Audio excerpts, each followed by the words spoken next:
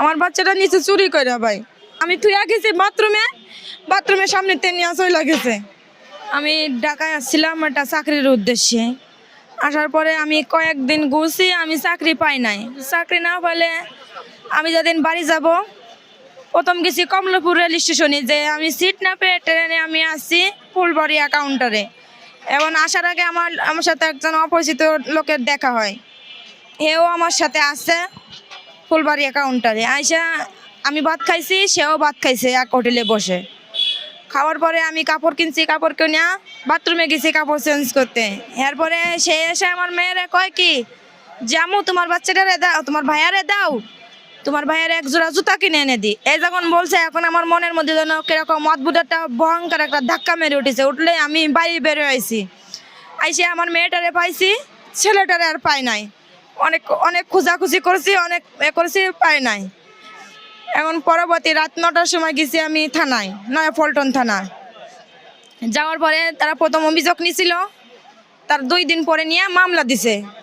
তারা মেয়ের বয়স 4 বছর, ছেলের বয়স 2 বছর, ছেলের নাম হুসাইন। এখন তারা মনে করেন অনেক ভিডিও টিডিও পাইছে, তারা কোনো সমাধান দিতে পারে না। আমার ছেলে হারানোর পরে তারেক জিয়ার বাড়ি গুলশান মোড় 2 নম্বর গেট। আমি আজকে রেখেছি 3 বার, আমি সেই জায়গাতেই আসতেছি। এর আগেও আমি 1 সপ্তাহ আগেও গেছিলাম তার বাড়ি, শুধু আমার বাচ্চাটার জন্য। এর বাড়ি যাই তার দারুণের সাথে বলছি, তারা কিছু বলি নাই। না বলার পরে আমি চলে আইছি, যে আমি মনে করছি আমি একটা ভিডিও মানে চাইরা দিব সাংবাদিকদের মাধ্যমে। সে যদি দেখে যেন আমার বাচ্চাটার জন্য সে দয়া করে, সে তো ইচ্ছা করলে সবই পারবে। আশা করি সে ভিডিওটা যেন সে তারেক জিয়া ভিডিওটা দেখুন। আমার বাচ্চাটা নিচে চুরি করে ভাই। আমি তো আমরা গ্রামের মেয়ে, আমাদের মনে হতো পাপ না, আমরা সাদা সিধে মানুষ। আমি থুইয়া গেছি বাথরুমের সামনে নিয়ে চলে গেছে।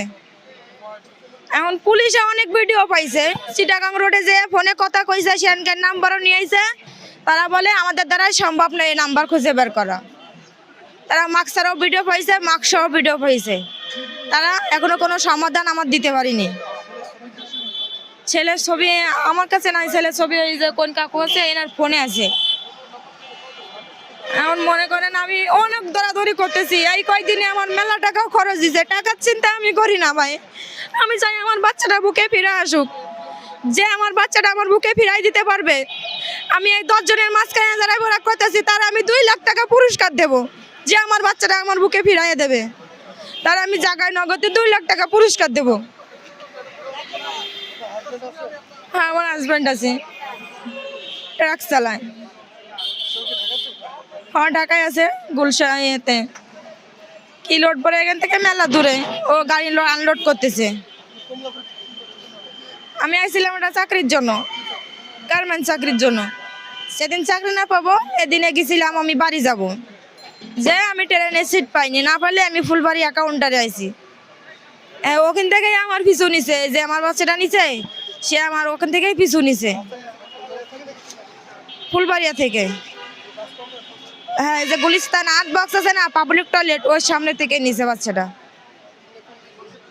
এ নিয়ে গেছিল চিটাগাং রোডে, পুলিশে ওখান থেকেও ভিডিও নিয়ে আইছে।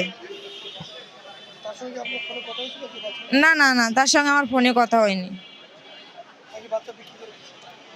সে আমার বাচ্চা নিয়ে বিক্রি করছে ভাই, আমি এটা শিওর। এটা তো জানলে ভাই আমি নিজেই সেখানে চলে যেতাম।